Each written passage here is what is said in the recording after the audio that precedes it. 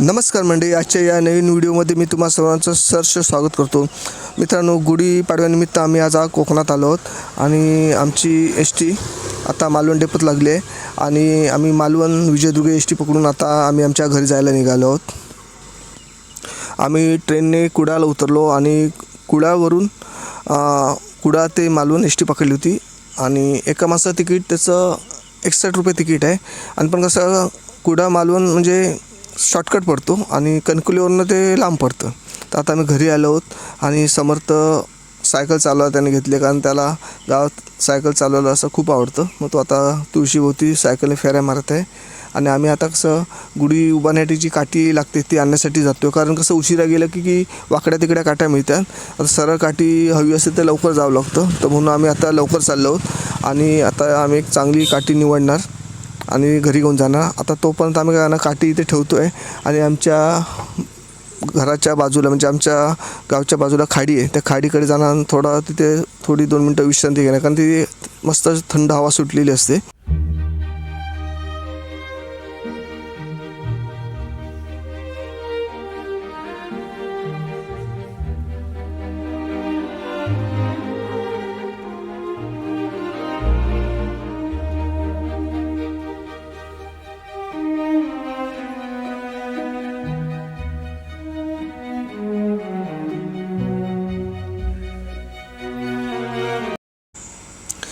ही पहा आमची खाडी आणि आमच्या खाडीकडचा परिसर, किती निसर्गरम्य परिसर आहे बघा आमच्या खाडीचा आणि किती स्वच्छ खाडी आहे बघा आमची. तर इथे आम्ही 5-10 मिनटं बसणार आणि मग घरी जायला निघणार.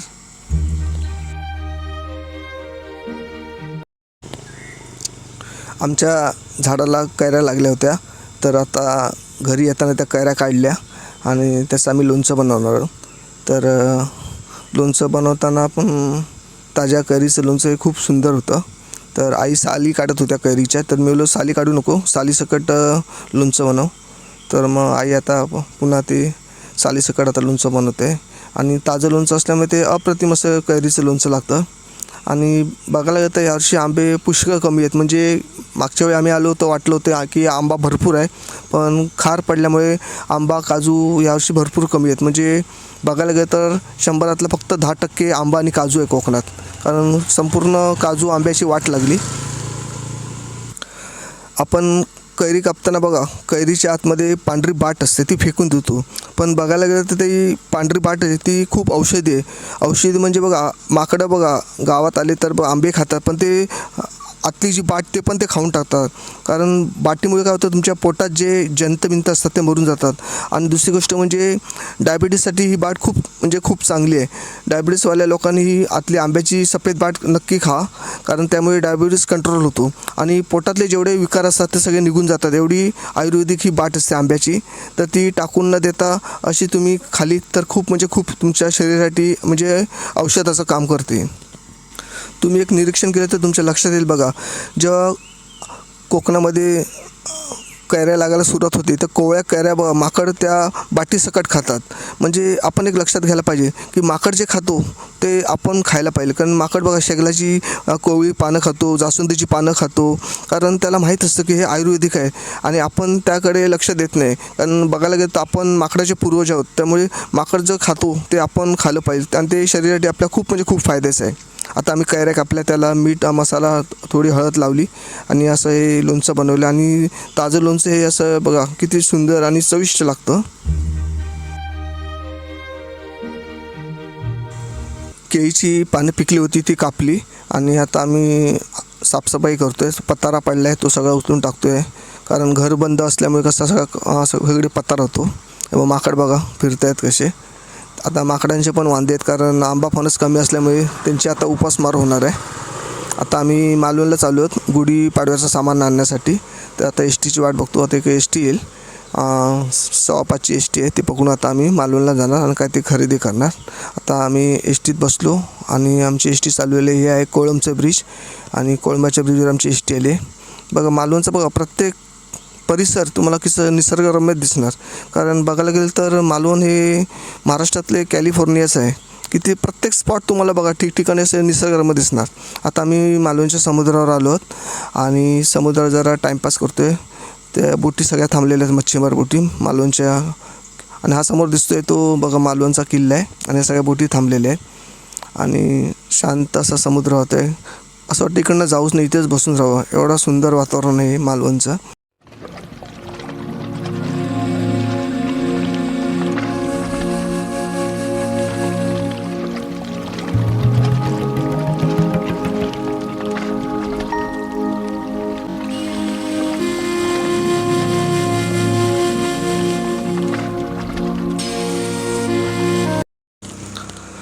हे बघा मालवणच्या समुद्र किनाऱ्यावर गुढीपाडव्यासाठी माणसं बांबूच्या काट्या आणल्या आहेत त्यांनी विकायला. आणि मी त्यांना विचारलं की कुठून आलात तुम्ही, तर ते बोलतात आम्ही सुकळवाडवरून आलेत. म्हणजे ही माणसं सुकळवाडवरून इथे बांबूच्या काट्या विकायला आले आहेत. कारण कसं बाजारात काट्या ठेवू शकत नाही आणि तेवढी जागा पुरत नाही. मग समुद्रावर जागा अशी मोठी असते आणि भरपूर असते आणि वाळूमध्ये अशा काट्या व्यवस्थित ठेवता येतात आणि लोकांना पण व्यवस्थित बघता येतं. आणि बाजारात असली कशी अडचण होऊ शकते, एक तर बाजारात मालवणच्या जागा कमी आहे, त्यामुळे लोक समुद्रावर अशा बांबूच्या काट्या विकायला आणतात. बघा खूप मेहनत करायला लागते.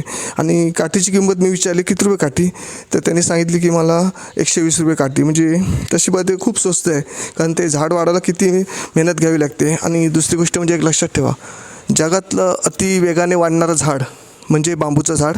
कारण ह्या झाडाची वाढ जी असते ती झटपट होते. आता बघा संध्याकाळचे 6 वाजलेत आणि ह्या सर्व काट्या विकल्या गेल्या नाहीत, तर हे जे काट्या विकायला आणले ते पुन्हा घरी घेऊन जात नाहीत. कारण कसं ते खर्चिक होतं. पुन्हा आता सुकळवाडला कुठे घेऊन जाणार. मग काय करतात, मालवणचे जे स्थानिक मच्छीमार आहेत त्यांच्या ज्या बोटी असतात पाण्यातल्या, त्या पावसामध्ये किनारी आणतात. मग त्यासाठी त्या बोटी सुरक्षित ठेवण्यासाठी ते एक खोप बांधतात आणि त्या खोपीलाही बांबूच्या काट्या लागतात. मग हे मच्छीमार ह्या लोकांकडून स्वस्तामध्ये या बांबूच्या काट्या असतात त्या विकत घेतात.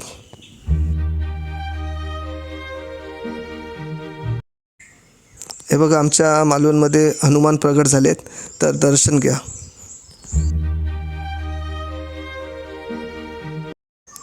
आता आम्ही घरी जायला निघालो आहोत. आता ही 6:15ची मालवणवरून सुटणारी शेवटची गाडी आहे, आचरा मालवण. ती गाडी आता आम्ही पकडली आहे आणि आम्ही आमच्या घरी जायला निघालो आहोत. बघा काळोख किती झाला आहे तो.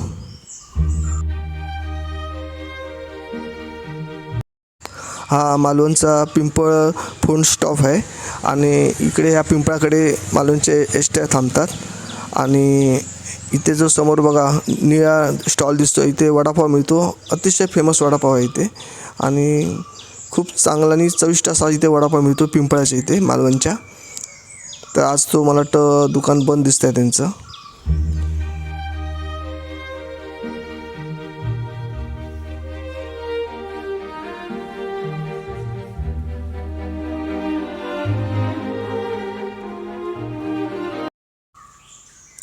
आम्ही मालवणवरनं मासा आणला आहे गरवण्यासाठी. तर हा असा फ्लोरोसन कलर मध्ये मासा असतो असा, आणि त्याला एक वर गरी आणि खाली 3 गरे आहेत. आणि कसं पाण्यात टाकायचं आणि आपण हळूहळू खेचायचं. मग एखादा माशाला वाटतं की जिवंत असा, आणि तो मासा या माशाला पकडायला येतो आणि त्या गळामध्ये अडकतो. तर असा मी हा मासा आणला आहे. तर किती सुंदर मासा दिसतो बघा. आणि मासा ह्याच्यामुळे कसं मासा पटकन अटॅक होतो. आता हा मासा तंबूसला लावून साई आमचा आता इथे मासे पकडायला बसला आहे. आणि आमच्या खाडीमध्ये तुम्ही बघा तर मासे तर आहेतच, पुन्हा कोलंबी खेकडे हे भरपूर प्रमाणात मिळतात. आणि इथे कसं स्वच्छ पाणी आहे आणि त्यामुळे कसं इथे काही जे मच्छी ही भरपूर प्रमाणात इथे मिळते. आता साई हा आमचा खाडीमध्ये मासे गरवतो आहे. तर सकाळचं असं एकदम मस्त शांत वातावरण आहे. आणि दुसरी गोष्ट म्हणजे बघा, आता आपण मुंबईमध्ये खेकडे एवढे महाग विकत घेतो, तर आमच्या गावात खेकडे किती आहेत ते बघा. आता स्वतः बघा, आता त्या साईने एक मेलेला मासा हातात ठेवला आणि ते बघा त्या मासा खाण्याची खेकडा कसा बघा आली, त्या माशाला पकडण्यासाठी बघा खेकडा आला. आणि आता एवढे खेकडे आपण म्हणजे मुंबईत विकत घेतो, 8-9 खेकडे 200-300 रुपयाला आपण विकत घेतो. पण आमच्या गावात किती खेकडे आहेत ते बघा. तर तो मासा पकडण्यासाठी कुर्ली आहे ती खडकातून बाहेर येली आणि ती माशाला चावते बघा. म्हणजे असे किती खेकडे असतात आमच्या गावात ते बघा तुम्ही. म्हणजे कसं सांगणं वेगळं आणि प्रत्यक्ष पाहणं वेगळं बघा. ती कुर्ली त्या माशाला पकडायला आली आहे बघा पाण्यातून. आणि आजूबाजूला पण असे खेकडे त्या खडपामध्ये बघा. हळू ते आपल्या जो डेका बाहेर काढतात मासा पकडण्यासाठी. प्रत्येक खडकातून बघा खेकडा बाहेर येतो आहे बघा. आणि ही आमची पाहताय तुम्ही खाडी किती मोठी आहे बघा आमची. आणि किती स्वच्छ आणि निसर्गरम्य अशी आमची खाडी दिसते बघा. आणि आम्ही गावी आलो का आमचा हा टाईमपास चालू असतो. मासे पकडायचे, कुर्ल्या पकडायच्या, मालवणला जायचं, फिरायचं, हेच आमचं काम चालू असतं. त्यामुळे कसं आम्हाला इतर ठिकाणी जायची इच्छाच होत नाही. म्हणजे कुठे आम्हाला ते काश्मीर पण नको आणि गोवा पण नको. आमचा मालवणच म्हणजे काश्मीर आहे आणि आमचं मालवण म्हणजेच गोवा आहे. आता आपण ते प्रत्यक्ष पाहतच आहात. तर बघा प्रत्येक खडकातनं खेकडा बाहेर येतो बघा, ते मासा पकडण्यासाठी बघा.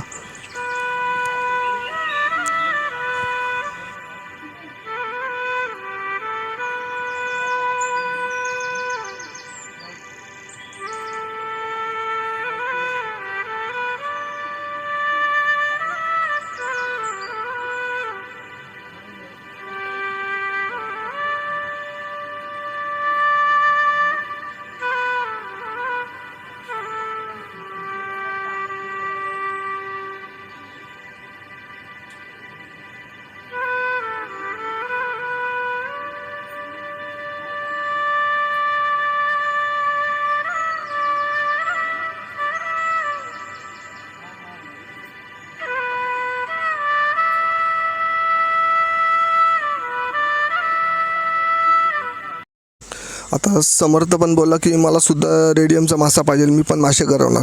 मग मालवणवरून आम्ही समर्थासाठी हा एक मासा आणला आहे. बघा किती सुंदर मासा आहे बघा. त्याला पण बघा पाठी 3 गरे आहेत आणि पोटाच्या खाली 3 गरे आहेत. आणि असा आहे बघा किती सुंदर मासा आहे. आणि हा मासा आम्हाला मालवणला 120 रुपयाला मिळाला. तर तो आम्ही समर्थासाठी घेऊन आलो. आता कसा तो रागवणार आणि रडत बसणार, म्हणून त्याला पण आम्ही हा मालवणवरून हा एक सुंदर मासा घेऊन आलो. आता आम्ही गुढीपाडव्याच्या पूजेची तयारी करतो आहे. तर कसं आम्ही पूजा करतो आणि आम्ही कसा गुढीपाडवा साजरा करतो ते आता पहा.